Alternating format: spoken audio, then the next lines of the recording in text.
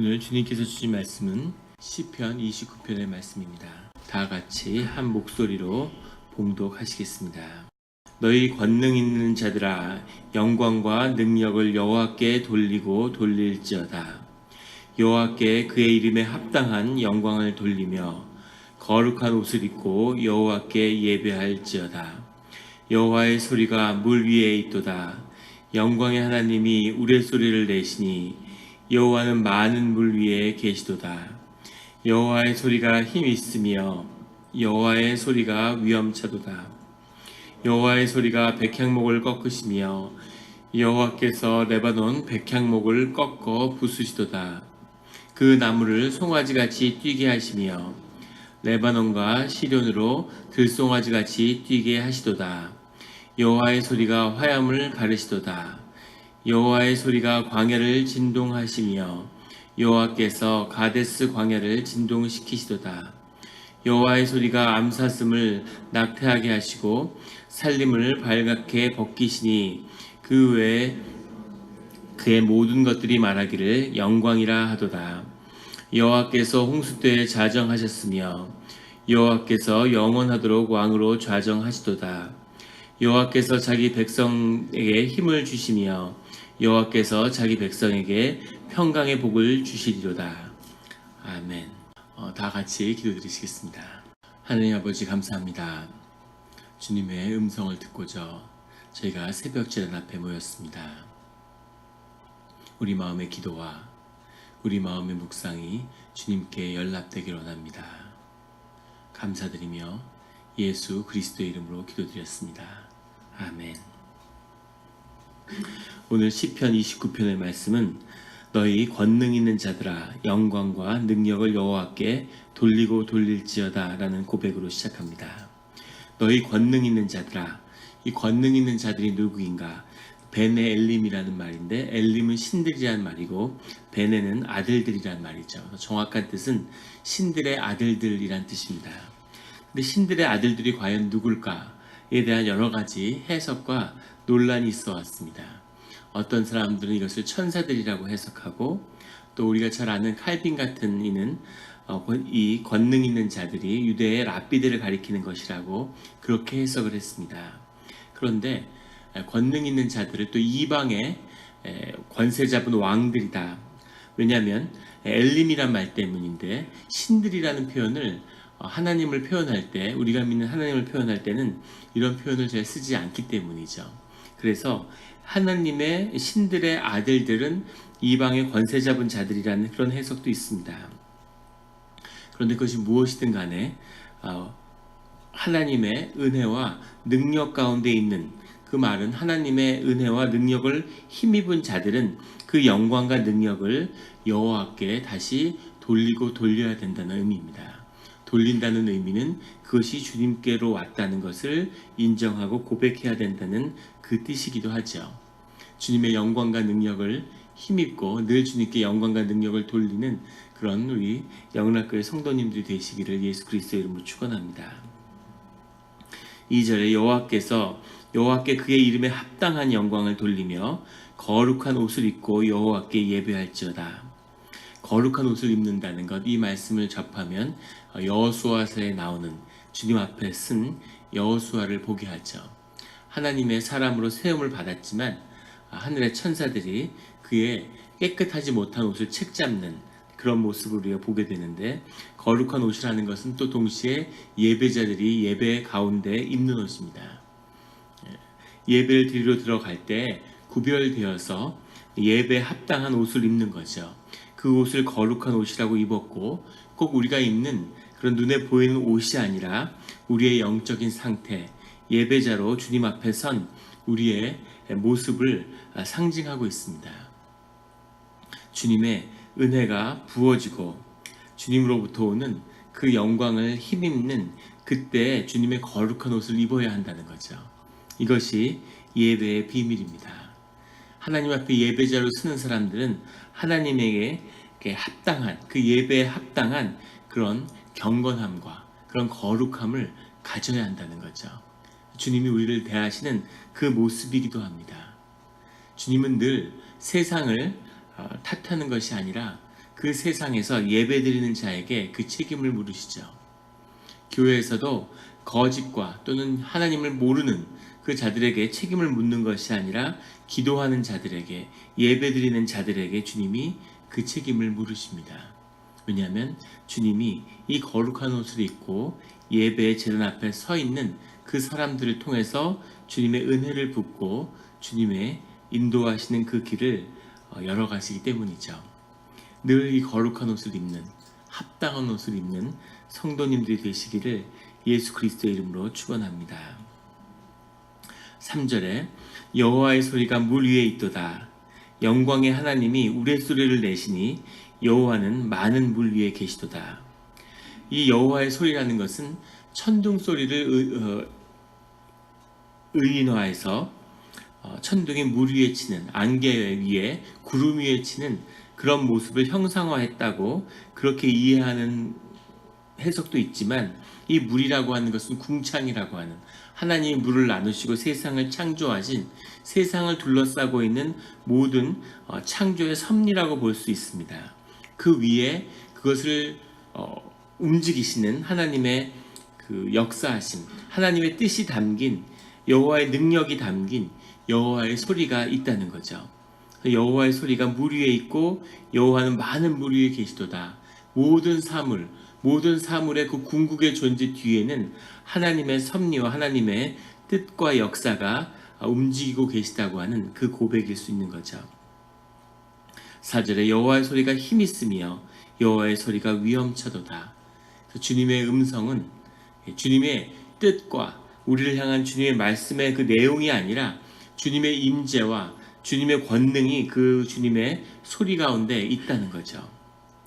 5절에 여호와의 소리가 백향목을 꺾으시며 여호와께서 레바논 백향목을 꺾어 부수시도다. 백향목이라는 것은 레바논에서 자라는 나무죠. 에레즈라고 하는 건데, 이 백향목의 특징은 그 견고함에 있다고 합니다. 이 나무가 견고하고 또 향기가 나기 때문에 이 나무로 집을 짓는 것이 최고의 그런 목재였다고 하죠. 집을 짓는. 그래서 성전을 이 백향목으로 짓고 궁전을 이 백향목으로 짓는 거죠. 그런 의미에서 백향목이 좋은 뜻도 될 수 있지만, 동시에 이 백향목은 견고함, 그리고 높음, 나무 중에 왕이고 가장 좋은 목재고 거기서 향기가 나고, 그렇기 때문에 스스로 자고하고 높이고 교만하고 이런 것을 상징하는 것이기도 하다는 거죠. 하나님이 자연의 이 태풍이 백향목을 꺾는데, 이것이 가지는 영적인 의미는 스스로 높이고 세상의 높은 자리에 있고 세상에 부서질 수 없을 것 같은 그런 견고함이나 교만함도 하나님 앞에서는 다 그것이 꺾어서 부수어질 수 있다고 하는 것을 상징합니다. 그래서 우리는 하나님 앞에 늘 겸손하고 주님의 뜻 가운데 고개를 숙일 수밖에 없는 것이죠. 하나님이 무슨 일을 하시는지 이 백향목의 견고함조차도 주님께서 주셨다는 것을 우리가 기억해야 한다는 겁니다. 늘 주님 앞에서 주님을 경외하는 그런 성도님들이 되시기를 예수 그리스도의 이름으로 축원합니다. 6절에 그 나무를 송아지같이 뛰게 하시며, 그 나무를 송아지같이 뛰게 한다는 건 태풍이 불어서 이 백향목이 꺾어져서 날아다니는 그런 모습인 거죠. 그런 능력이 하나님 앞에 있다고 하는 겁니다. 상상이 잘 가지 않는 모습이지만 우리 뉴스 같은 요즘에 나오는 텍사스나 플로리다나 이런 데 그 태풍을 보면은 상상이 되시죠. 나무들이 날아다니는, 그리고 레바논과 시련으로 들송아지 같이 뛰게 하시도다. 레바논산과 시련산이라고 하는 것은 헤르몬산을 의미하는 거죠. 그리고 레바논산은 갈릴리 호숫가의 북쪽에 위치한 산이라고 하는데, 거기서 가장 높은 산이고, 시련산은 헤르몬산, 우리가 잘 알고 있는 그 시내산의 위쪽에 있는 산이죠. 그 산은 그러니까 가장 높은 산, 서쪽과 동쪽 지역의 가장 높은 산들을 지칭하는데, 그 거대한 산들도 들송아지 같이 뛰게 하시도다. 주님이 세상의 땅을 흔들면 이런 거대한 산들, 그런 산들조차도 들송아지 같이 그렇게 흔들리고 뛰어다니는 그런 모습을 보게 된다는 겁니다. 그런 그 어떤 세상의 권위도, 세상의 높은 것도 하나님의 역사하신 가운데 아무것도 아니라는 거죠. 7절에 여호와의 소리가 화염을 가르시도다. 불이라는 것은 세상에 대한 심판의 의미가 담겨 있죠. 그런데 그 심판 가운데 주 여호와의 뜻이, 하나님의 섭리가 그 화염 가운데, 세상을 불사르는 그 불 가운데 주님의 임재가 함께하고 있다. 이런 고백입니다. 8절에 여호와의 소리가 광야를 진동하시며, 여호와께서 가데스 광야를 진동시키도다. 광야를 진동하는데, 가데스 광야라는 것은 시내산의 북쪽에 있는 거죠. 가데스 광야를 넘어야 가나안으로 들어오는 건데, 그래서 이 가데스 광야와 이 광야, 그 밑에 있는 시내산에서 비루까지 이어지는 광야와 팔레스타인, 이 지역을 다 포괄하고 있는, 연결하는 것이 이 가데스 광야라고 합니다. 그래서 가데스 광야를 진동시키신다는 뜻은 이스라엘 민족이 거하는 그 모든 이 소아시아의 땅들을 다 하나님이 그 뜻 가운데 두셨다고 하는 그 고백인 거죠. 주님이 움직이시면 그 땅이 모두 다 진동한다는 겁니다. 땅을 진동시켜야 되는 거죠. 하나님이 세상을 흔들어야 되는 겁니다. 이것을 우리가 구해야 하는 기도고 하나님께 올리는 기도죠. 9절에 여호와의 소리가 암사슴을 낙태하게 하시고, 이 낙태하게 하시고라는 게 훌이라는 말인데, 이걸 왜 낙태하게 하시고라고 해석했을까? 이것이 새끼를 낳는다, 이런 뜻입니다. 근데 암사슴이 새끼를 낳게 않는다 라는 뜻으로 해석해야 되는데 왜 낙태하게 한다고 해석을 했을까 생각해 보면, 뒤에 살림을 맑게 벗기시니 그의 성전에서 그의 모든 것들이 말하기를 영광이라도다. 살림을 맑게 벗기신다는 얘기는 세상에 재앙이 닥쳐오고 비를 주시지 않기 때문에 생명의 근원이 말라 죽었다는 의미죠.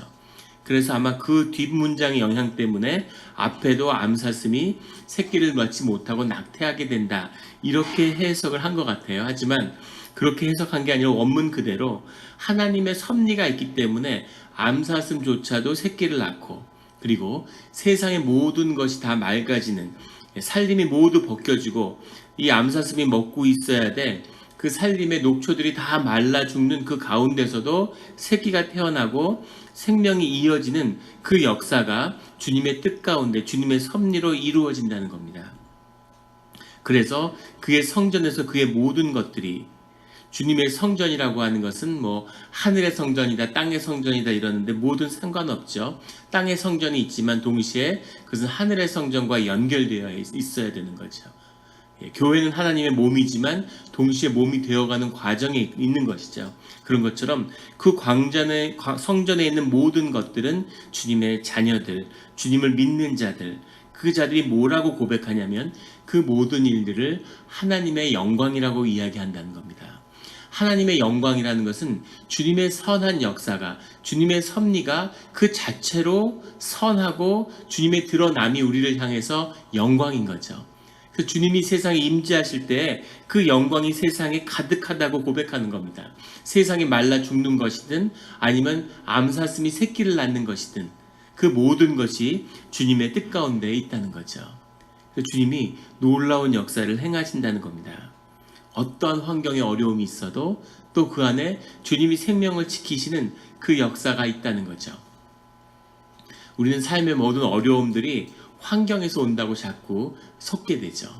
우리 눈이 있기 때문에 눈을 뜨고 세상을 바라보니까 세상이 나를 움직이는 것처럼, 세상의 영향이 내가 반응하는 것처럼 그렇게 착각하는 겁니다. 그런데 사실은 세상의 중심이 나의 심령 가운데, 내 심령 가운데 계시는 주님 안에 있다는 것을 고백하고 그것을 만나는 것이 신앙의 길을 가는 것이죠. 한 통계를 보니까 작년에 태어난 아이들이 처음으로 한국에서 40만 명 이하로 떨어졌다고 합니다.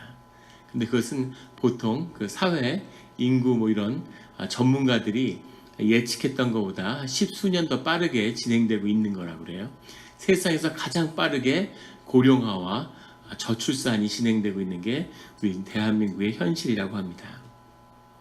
그런데 저희가 태어날 때는 120몇만 명이 태어났는데 아주 극적으로 인구가 줄어들고 있는 거죠.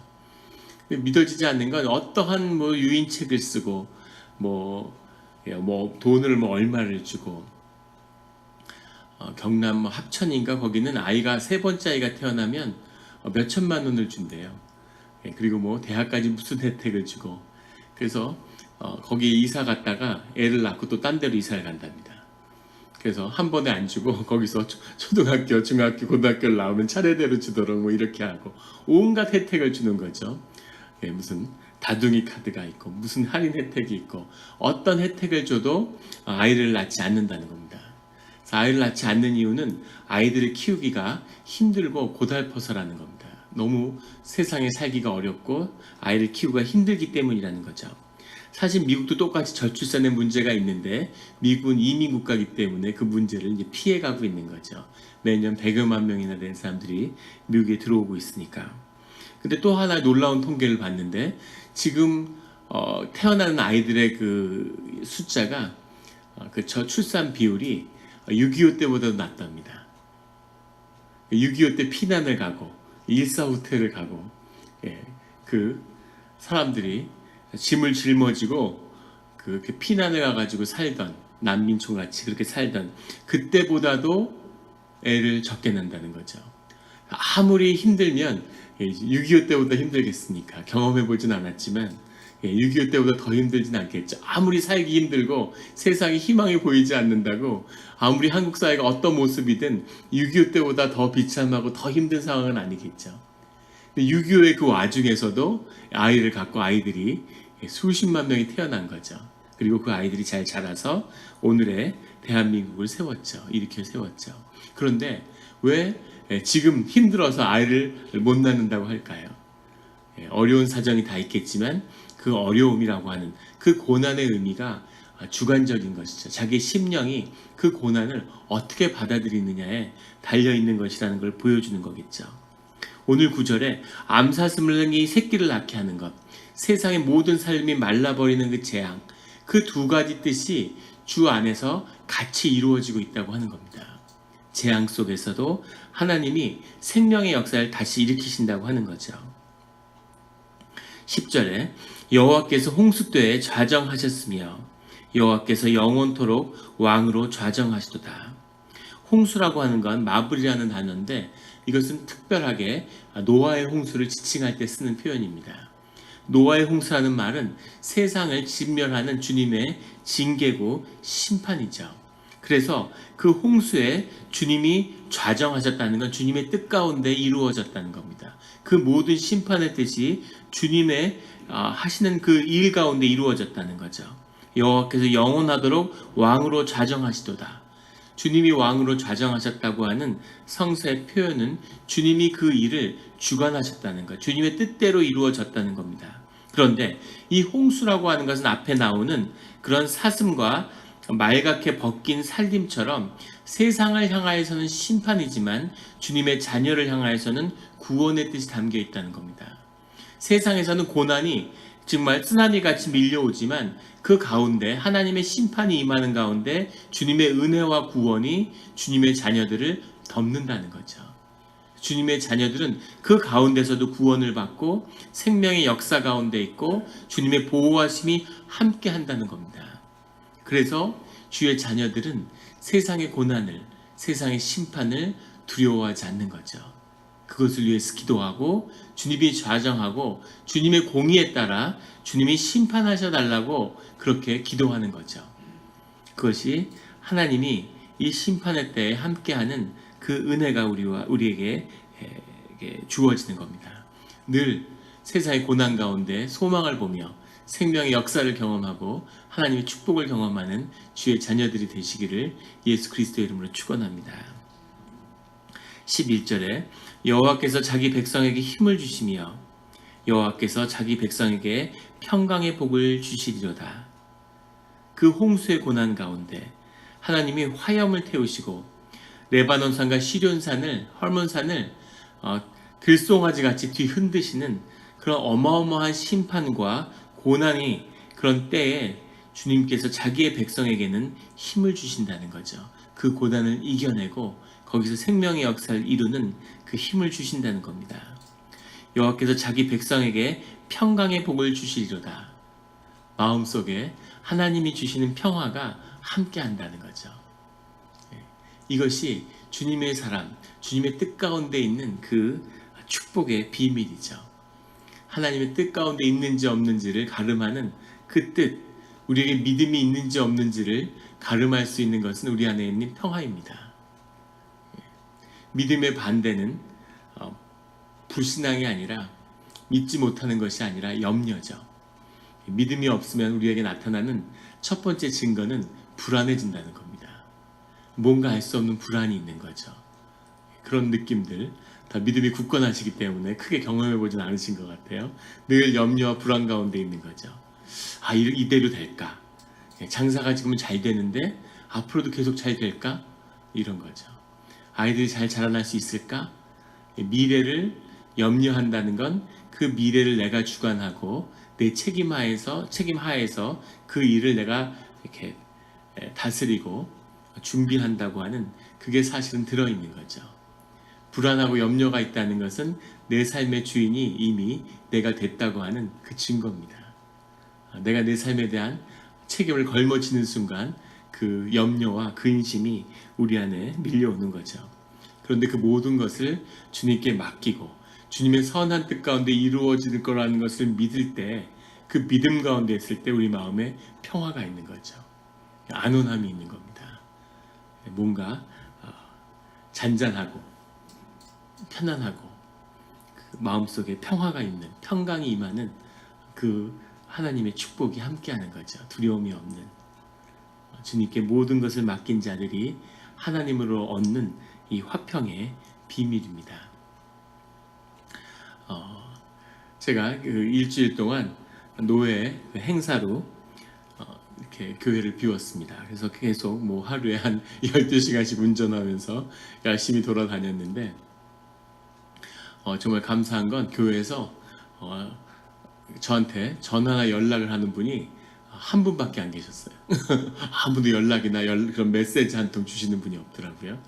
그래서 정말 감사하고, 저도 교회가 잘 그동안 아무 문제 없이 잘 이렇게 준비한, 또 우리가 야외 예배도 준비하고 행사가 많은데 준비가 잘 되고 있구나, 이제 이런 것을 느낄 수 있었고, 또 하나님의 뜻 가운데 모든 일이 잘 되어가고 있다고 우리 교우분들도 성도님들도 믿고 계신 거겠죠. 그래서 감사함이 있고 마음에 평화가 있더라고요. 아무것도 뭘 어떻게 하지, 뭘 어떻게 준비하지, 뭐 이런 염려를 해보지 않았던 것 같습니다. 그리고 우리가 지난주에 내일의 야외 예배를 위해서 이렇게 점검하는 회의를 가졌는데, 점검하는 시간이 30초도 안 걸렸던 것 같아요. 부장님들이 다 잘 되고 있다고 말씀하셔서 그렇게 알고 그렇게 내일 예배를 드리려고 합니다. 내일 되고 알겠죠. 내일 모레가 되보면 내일이죠. 준비가 잘 되는지 안 되는지. 하지만 눈으로 보이기에 잘 되고 안 되고가 중요한 게 아니라 주님의 뜻 가운데, 평화 가운데 그렇게 마음의 기쁨이 있으면 주님의 임재가 함께하고 인도하심이라고 믿는 거죠. 그리고 그 길을 같이 가는 것입니다. 그 축복이 끊이지 않는, 늘 평화 가운데, 어떠한 고난 가운데서도 힘이 있고 주님의 보호하심이 함께하는 그런 주의 자녀들의 축복이 함께하시기를 예수 그리스도의 이름으로 축원합니다. 네, 감사합니다. 우리 기도드리기 앞서서 몇 가지 중보 기도의 제목을 나누겠습니다. 우리 교회에 구홍소 집사님이 그저께 이제 그 스탠포드 대학에서 수술을 하셨어요. 처음에 몸이 굉장히 회복되셔서 또 내심 그냥 회복되시나 그랬는데 그건 아니었고, 가서 검사를 하니까 이 장에 있는 그 바이러스가 장과 콩팥이 유착이 됐는데, 정확한 건 저도 들어도 잘 이해를 못하지만은 그 콩팥이 좀 감염이 돼서 콩팥의 일부를 제거하는 그런 수술을 하셨다고 들었습니다.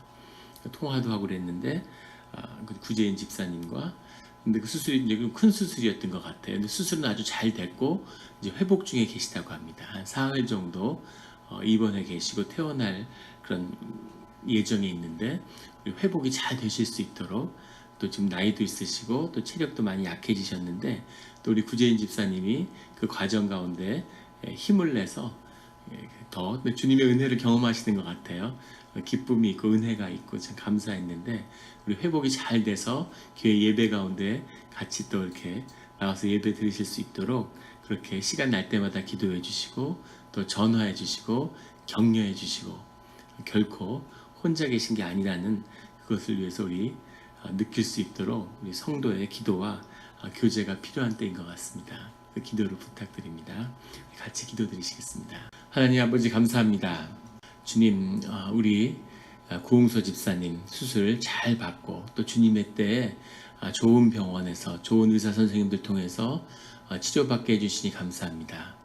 회복케 하여 주시고 강건케 하여 주시고, 또 우리 특별히 구재인 집사님 병 간호를 하고 그를 도우시는 가운데 회복될 수 있도록, 또 그 마음 가운데 주님의 평화가 있고 주님의 이 일이 선한 그 뜻대로 이루어질 수 있도록 그렇게 함께하여 주시옵소서. 하나님, 우리가 늘 세상의 고난과 마주하고 있습니다. 주님의 고난과 이 주시는 고난 속에서 늘 주님의 생명의 역사를 경험하고 주님 안에서 힘을 얻고, 우리가 세상에서 악한 속이는 권세와 늘 마주합니다. 우리가 의기소침해지고 우리가 낮아질 때, 그럴 때 도리어 하나님이 우리 안에 역사하시고 더 깊은 하나님의 뜻을 경험하고 만나게 되는 그런 시간들 되게 하여 주시옵소서. 믿음을 더하여 주시고 우리 공동체 가운데 하나 되는 주님의 힘과 능력을 더해 주셔서 우리가 주님의 깊은 인도하심을 경험하는 그런 우리 공동체가 되게 하여 주시옵소서.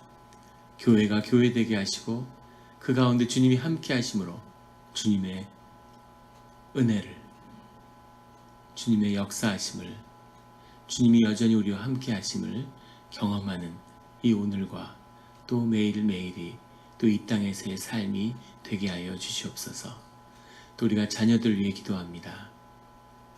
자녀들 축복하여 주시고, 우리 자녀들이 주님의 이름으로 주 안에서 자랄 때 우리 삶의 의미와 우리 시간의 의미와 우리에게 주어진 이 짧은 만남이 자녀들을 향한 주님의 축복이고 그것이 우리를 향한 주님의 축복이 됨을 깊이 경험하는 그런 시간들이 되게 하여 주시옵소서.